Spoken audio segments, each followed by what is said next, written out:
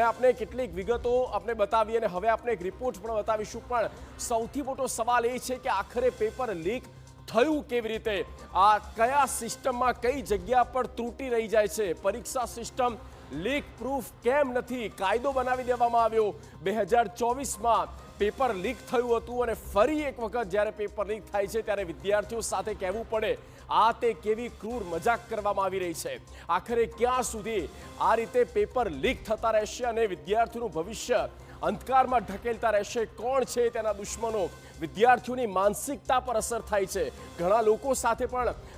વાતચીત થઈ અને તેઓ પણ કહી રહ્યા છે કે માનસિક રીતે અમને તોડવામાં આવી રહ્યા છે, ફરી એક વખત પરીક્ષા આપવાની આવશે। એનટીએની પણ વાત કરી, લાખો વિદ્યાર્થીઓના ભવિષ્ય સાથે રમત અને એનટીએની પરીક્ષા સિસ્ટમમાં ખામી કેમ છે, આખરે તે સુધરતી કેમ નથી, તેમાં ટ્રાન્સપરન્સી કેમ નથી આવતી, ક્યાં એ ત્રુટી છે એ હવે બહાર આવે જરૂરી છે। કાયદો બનાવવાથી કંઈ જ નહીં થાય અને તેની પાછળ જે મજબૂત